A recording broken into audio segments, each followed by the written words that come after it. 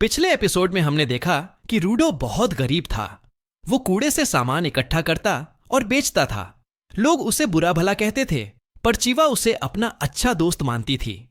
रूडो recto के साथ रहता था, जो उसे बहुत सपोर्ट करता था। एक दिन अचानक रेक्टो की हत्या हो जाती है और इसका इल्जाम रूडो पर आता है। रूडो खुद को बेकसूर साबित करने की बहुत कोशिश करता है, पर कोई उसकी बात नहीं सुनता। यहां तक कि चीवा भी उस पर भरोसा नहीं करती। ये देखकर रूडो का दिल टूट जाता है। उसे पिट में फेंकने की सजा मिलती है। पिट एक ऐसी जगह थी जहां कूड़ा फेंका जाता था। इसके बारे में आपको आगे और अच्छे से पता चलेगा। अगर आपने पहला एपिसोड नहीं देखा है तो उसे जरूर देखें। नीचे गिरते हुए रूडो सोच रहा था कि जैसे ही वो ऊपर आएगा वो सबसे गंदा बदला लेगा। नीचे गिरने के बाद उसे कुछ नहीं होता। वो अपने आसपास देखता है जहां बहुत सारा कूड़ा फैला हुआ था। तभी अचानक उसके पास एक बीस्ट आता है। आज के एपिसोड में रूडो सोच रहा है कि क्रिमिनल्स क्राइम क्यों करते हैं, क्योंकि उन्हें पता है कि पकड़े जाने पर उन्हें कूड़ेदान उसी पिट में फेंक दिया जाएगा। और लोग क्रिमिनल्स से इतनी नफरत क्यों करते हैं, मतलब इतने ऑब्सेस्ड क्यों हैं? क्या उन्हें बिल्कुल भी फिक्र नहीं होती जब किसी को या किसी क्रिमिनल को नीचे फेंक दिया जाता है? मुझे नहीं पता था कि उनके साथ क्या होता है। इसके बाद हमें प्रेजेंट का सीन दिखाया जाता है जहां रूडो बहुत डरा हुआ था। उस समय उसके पीछे कई मॉन्स्टर पड़े थे। शुरुआत में तो एक ही दिखाया जाता है, पर वो एक नहीं होते। रूडो सोच रहा था कि उसे क्या करना चाहिए, मतलब वो सोच रहा था कि ये उसका आखिरी समय है। उसे ये भी समझ नहीं आ रहा था कि ये किस तरह के मॉन्स्टर हैं, कूड़े से बने हैं या किसी और तरह के। एक मॉन्स्टर बहुत खतरनाक अटैक करने वाला था, पर रूडो जैसे तैसे उसके अटैक से बच जाता है। तभी रूडो अपने हाथ की तरफ देखता है और वहां सचमुच एक इंसान का कंकाल पड़ा था। यह देखकर वो और भी ज्यादा डर जाता है। इसके बाद वो ऊपर की तरफ देखता है और कहता है, मैं तुम में से किसी को नहीं छोड़ने वाला। तुम लोगों ने मुझे बेवजह नीचे फेंका है ना, मैं तुम्हें मार दूंगा। तभी अचानक रूडो कूड़े से थोड़ा नीचे गिर जाता है। वो सभी मॉन्स्टर रूडो के पास आने लगते हैं। तभी अचानक वे सभी एक पल के लिए रुक जाते हैं। फ्रीज नहीं होते, बस रुक जाते हैं। रूडो को वहां बहुत अजीब लग रहा था। इतनी गंदगी के बीच बदबू तो आएगी ही, ये तो ऑब्वियस है। इसके बाद वो अपने सामने की जगह देखकर सोचने लगता है कि क्या यहां कुछ भी सेफ होगा। वो सोचता है कि आखिरकार ये किस तरह की जगह है। और फिर गंदगी और बदबू के कारण उसके मुंह से खून निकलने लगता है। तभी अचानक वो सभी मॉन्स्टर फिर से रूडो की तरफ बढ़ने लगते हैं। एक तेज वार से एक बंदे का काम खत्म होने ही वाला था। वो अपने ग्लव्स की तरफ देखता है और ग्लव्स देखते ही उसे रेक्टो की याद आने लगती है, मतलब जब वो अपनी आखिरी सांस ले रहा था। उसके अंदर तभी अचानक एनर्जी आने लगती है, मतलब उसे अभी बिल्कुल भी मरना नहीं था। वो कहता भी है, मैं अभी नहीं मर सकता, मुझे सबसे बदला लेना है, मैं इतनी आसानी से हार नहीं मान सकता। इसके बाद तभी उसके हाथ में एक डंडा आता है और सचमुच वो उस डंडे की मदद से उस मॉन्स्टर पर अटैक करने जा रहा था। इसके बाद हमें एक बंदा भी दिखाया जाता है जो दूर से रूडो को ये सब करते हुए देख रहा था। इसके बाद रूडो एक मॉन्स्टर पर बहुत खतरनाक अटैक करता है और सचमुच उसका काम तमाम कर देता है। इसके बाद वो दूसरे मॉन्स्टर पर अटैक करने जा रहा था, पर वो मॉन्स्टर पावरफुल था और उसने उल्टा रूडो पर ही अटैक कर दिया। अभी आपको लग रहा होगा कि रूडो का काम खत्म होने वाला होगा, पर वो हार नहीं मानता। वो फिर से खड़ा होता है और उस मॉन्स्टर पर एक बहुत पावरफुल अटैक करता है। एक अटैक के बाद वो मॉन्स्टर भी वहां ब्लास्ट हो जाता है। और जब वो मॉन्स्टर ब्लास्ट होता है तो वो एक तरह से कूड़े से ही बना था। उसके अंदर की जितनी भी गंदगी होती है वो सब कुछ बाहर आने लगती है और वो सब रूडो को लगने वाला था। तभी अचानक रूडो के ऊपर एक अम्ब्रेला आ जाता है। वो सारा कचरा एक तरह से रूडो के ऊपर गिरता है, पर जैसे ही वो आंख खोलता है उसे कुछ नहीं हुआ था, क्योंकि अम्ब्रेला की वजह से वो थोड़ा बच गया था। वो अपने ऊपर देखता है और एक बंदा खड़ा था वहां, जिसने एक मास्क भी लगा रखा था। रूडो सोचता है कि आखिरकार ये कौन है। इसके बाद तभी अचानक वो बंदा सचमुच रूडो को एक जोरदार लात मारता है और रूडो की एक ही लात में हालत खराब हो जाती है। वो बंदा कुछ कर भी नहीं पा रहा था वहां। इसके बाद वो बंदा रूडो को एक मास्क पहना देता है और फिर बोलने लगता है, क्या तुम यहीं रहते हो और आखिरकार ये किस तरह की जगह है, और साथ ही ये मॉन्स्टर थे या क्या थे? वो बंदा वहां रूडो को चुप रहने के लिए कहता है। और आपको पता है भाई, हमारा मेन कैरेक्टर किसी भी एनीमे में चुप हो जाए, क्या ऐसा हो सकता है? नहीं, तो यहां भी ऐसा होता है। मतलब रूडो बोलने लगता है, तुम्हें पहले बताना होगा कि आखिरकार ये कौन सी जगह है, और अगर तुम मुझे नहीं बताओगे तो मैं चुप रहने वाला बिल्कुल भी नहीं हूं। और आखिरकार मैं यहां कैसे आया, और ये कैसी जगह है? वो बंदा बोलने लगता है, हम कोई अंडरग्राउंड में नहीं हैं, बल्कि हम ग्राउंड के ऊपर हैं, और ये जितना भी कूड़ा यहां देखने को मिल रहा है, ये सब तुम ही लोगों ने यहां फेंका है, और तुम्हारे कारण उन मॉन्स्टर ने हमें फिर से देख लिया। और फिर से हमें पता चलता है कि जितने भी मॉन्स्टर मर गए थे वो सभी फिर से जिंदा हो जाते हैं। रूडो को तो समझ में नहीं आता, मतलब अभी तो बंदे ने उनका काम तमाम किया था और अभी अचानक से दोबारा जिंदा हो गए। वो ये भी बोलने लगता है कि इन सभी पर नॉर्मल वेपन से कोई ज्यादा असर नहीं होता, मतलब उन्हें मारा नहीं जा सकता एक तरह से, और इन मॉन्स्टर को एक स्पेशल तरीके के वेपन से हराया जा सकता है। इसके बाद वो अपना अम्ब्रेला आगे की तरफ करता है और वो अम्ब्रेला अचानक से बदल जाता है और वो कहता है, अब बारी है एक्शन की। इसके बाद मॉन्स्टर उस बंदे पर अटैक करने के लिए जाता है, पर भाई वो बंदा भी कोई कम नहीं था, मतलब वो बंदा भी बहुत खतरनाक तरीके से उस मॉन्स्टर पर अटैक कर रहा था। ये सारी चीजें रूडो बहुत गौर से देख रहा था और वो सोच रहा था कि भाई ये अम्ब्रेला सबसे पहले तो बहुत डिफरेंट है, और इस अम्ब्रेला से अटैक करने के बाद वो मॉन्स्टर दोबारा जिंदा होने की कोशिश भी नहीं कर रहे, मतलब नहीं हो रहा एक तरह से। और रूडो कह रहा था, सच में यहां मॉन्स्टर की संख्या बहुत ज्यादा है।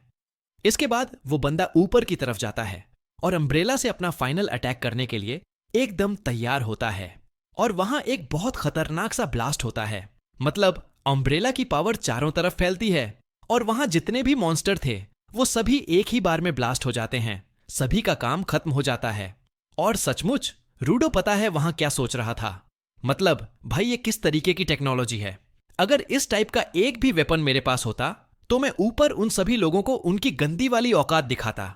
इसके बाद वो बंदा बोलने लगता है, अच्छा मतलब तुम अभी तक जिंदा हो, मुझे लगा नहीं था।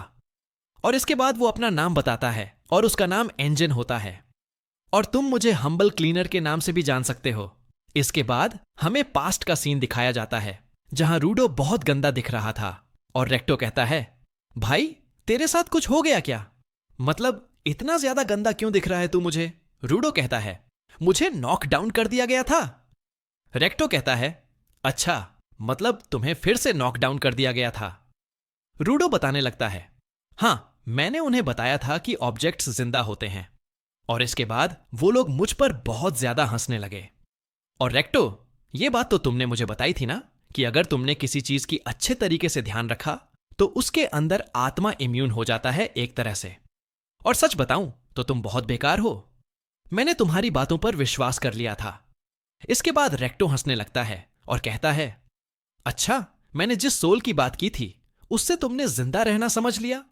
और एक तरह से देखा जाए तो ये एक स्टोरी है ताकि लोग अपनी चीजों का अच्छे तरीके से ध्यान रखें, और मैं भी इस बात पर विश्वास करता हूं, मतलब मुझे कोई गलत नहीं लगता है। जैसे कि मेरा पेन देखो, क्या पता इसके अंदर भी सोल हो। और वो और भी सामान दिखा के बताने लगता है। तभी रूडो कहता है, क्या इन ग्लव्स के अंदर भी सोल हो सकता है? रेक्टो कहता है, हां क्यों नहीं, मतलब अगर तुमने इसका ध्यान अच्छे से रखा तो ऐसा हो सकता है। इसके बाद तभी रूडो कहता है, अच्छा मतलब ऐसी बात है क्या, तो मैं इनका ध्यान बहुत अच्छे तरीके से रखूंगा। इसके बाद हमें फिर से प्रेजेंट का सीन दिखाया जाता है जहां रूडो की आंख खुलती है और वो जंजीरों में बंधा हुआ था और एंजन उसे खींचकर कहीं ले जा रहा था। रूडो बोलने लगता है, भाई तू पागल पागल है क्या, आखिरकार तूने मुझे बांध क्यों रखा है, और तू वही बंदा है ना जिसने मेरी पहले मदद की थी? एंजन बोलने लगता है, हां भाई मैं वही हूं, पर तुझे नहीं लगता कि तू अभी कुछ ज्यादा ही रूडली बात कर रहा है मुझसे, क्योंकि तूने देखा ना कि मैंने तेरी जान बचाई है। इसके बाद तभी रूडो कहता है, हां मुझे समझ में आ रहा है कि तूने मेरी जान बचाई, पर इसके बाद भी तू मुझे इस तरीके से क्यों लेके जा रहा है? इसके बाद तभी वो बंदा बोलने लगता है, आखिरकार तू मुझे प्लान बता कि आखिर तू ऊपर कैसे जाएगा, और मैं तुझे इतना बता दूं कि ये काम करना एकदम इम्पॉसिबल है। रूडो वहां कुछ बोलने वाला था, पर वो बंदा उसे चुप करवा देता है।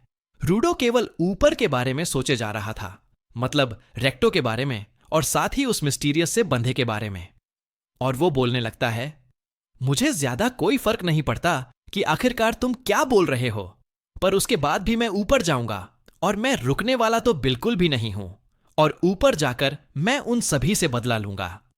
वो बोलने लगता है, मुझे पता है कि तुम्हें रास्ता पता है, और प्लीज मुझे बताओ कि आखिरकार मैं ऊपर कैसे जा सकता हूं, और आखिरकार ये दुनिया क्या है, और साथ ही इस मॉन्स्टर के बारे में मुझे कुछ बताओ। वो कहता है, जब तक तुम मुझे मेरे सारे क्वेश्चंस का आंसर नहीं देते, मैं तब तक चुप रहने वाला बिल्कुल भी नहीं हूं। एंजन बोलने लगता है, हां भाई, तू फिक्र मत कर, मैं तेरे को सब कुछ इसके बारे में बताऊंगा। इसके बाद वो उसे एक जगह पर लेकर जाता है और उसे एक अजीब सी जगह पर छोड़कर वहां से जाने लगता है। रूडो कहता है, भाई तू पागल वागल है क्या? बता तो दे, आखिरकार ये जगह कौन सी है और मुझे यहां क्यों छोड़ दिया? इसके बाद तभी वहां एक गाड़ी थी और वहां से कुछ बंदे बाहर निकलने लगते हैं, और वो सभी बंदे उसे देखकर बहुत ज्यादा हैरान हो जाते हैं और सोचते हैं कि आखिरकार यहां एक बच्चा क्या कर रहा है। एक बंदा सोचता है कि भाई इसके कपड़े बहुत अजीब से हैं, और क्या ये सिब्राइट सुनाई है ना? इसके बाद रूडो भी बता देता है कि वो ऊपर से आया है। ये सुनने के बाद भाई वो सभी बंदे बहुत ज्यादा हैरान हो जाते हैं और एक तरह से खुशी मना रहे होते हैं। मतलब एक तरह से वो लोग एलियन सोचने लगते हैं रूडो को, मतलब कोई दूसरी दुनिया से आया है वो। और रूडो को तो कुछ भी समझ में नहीं आता कि भाई ये लोग पागल वागल हैं क्या। और वो लोग बहुत गौर से रूडो को देख रहे थे, मतलब उसके आउटफिट को, उसकी आंखों को, उसके बाल को, बाकी सभी चीजों को। और तभी एक बंदा रूडो के जंजीरों को देखता है और कहता है, ये तो बहुत बेकार बात है, चलो फिर मैं तुम्हें बाहर निकाल देता हूं। और इसके बाद जो रूडो सोचने लगता है कि मतलब मुझे ऐसा लगता है कि सभी बंदे बहुत शरीफ हैं उन बंदों की तुलना में। तो और इसके बाद रूडो की हालत और भी ज्यादा खराब हो जाती है, मतलब अभी और भी गंदी तरीके से उसको बांध दिया गया था। और वही बंदे बोलने लगते हैं, तुम्हें क्या लगा था कि तुमने सोचा हम बहुत अच्छे इंसान हैं, और तुम्हें पता है सेब्राइट्स की बॉडी, मतलब जो ऊपर से हैं, उनकी बॉडी को यहां बेचा जाता है, और यहां तो एक जिंदा सेब्राइट्स है और उसकी कीमत तो हमें बहुत ज्यादा मिलेगी। हमें लगभग इतना पैसा मिल जाएगा कि इसके बाद हमें कभी भी काम करने की जरूरत नहीं पड़ेगी। और तू ये सोच रहा होगा कि आखिरकार हम लोग सिब्राइट्स को क्यों खरीदना चाहते हैं, और सच बात तो यह है कि हम लोग तुझसे बहुत ज्यादा घिन करते हैं, मतलब ऊपर के लोगों से।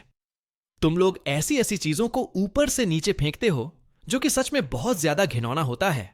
तुम्हारी वजह से यहां बहुत सारे लोग मारे जाते हैं, और तुम्हारी वजह से यहां बहुत सारे मॉन्स्टर भी पैदा होते हैं, और वही मॉन्स्टर यहां हम सभी को मारते हैं, और यहां कितने लोगों की जमीनें खराब हो जाती हैं। और मैं तो बस ये सोच रहा हूं कि तुम्हें यहां जिंदा देखने के बाद बाकी लोग तुम्हारा क्या करेंगे। मतलब मुझे तो ऐसा लगता है कि तुम्हें बहुत ज्यादा टॉर्चर किया जाएगा, नहीं, लाइव शो में बहुत गंदी तरीके से टॉर्चर किया जाएगा। और इसके बाद वो उसके सामने बहुत ज्यादा कूड़ा दिखाने लगता है, और सचमुच भाई वो सभी कूड़ा उसके मुंह में ठूंसने लगता है और कहता है, तुम्हें ऐसे नहीं रहना होगा, मतलब तुम्हें इन्हें खाना होगा। और सचमुच भाई उसको जबरदस्ती खिलाने लगता है भाई यार। और तुम लोगों के कारण केवल हमें यही खाना पड़ता है। और पीछे से दूसरे बंदे भी बहुत ज्यादा हंसने लगते हैं और कहते हैं, भाई ये तो सच में वही खिला रहा है उसे। वो बंदा जबरदस्ती कच्चा खिलाया जा रहा था, और अभी रूडो उसकी उंगली को पकड़ लेता है और उसके हाथ को चीर देता, एक तरह से अपने मुंह की मदद से। मतलब सचमुच उसकी उंगलियों में केवल हड्डियां हड्डियां बचती हैं। और ये देखकर वो बंदा वहां बहुत ज्यादा चिल्लाने लगता है, और सचमुच वो सामने वाले बंदे भी बहुत ज्यादा अभी हैरान हो जाते हैं, क्योंकि रूडो सचमुच उन कचरों को अपनी मर्जी से खा रहा था।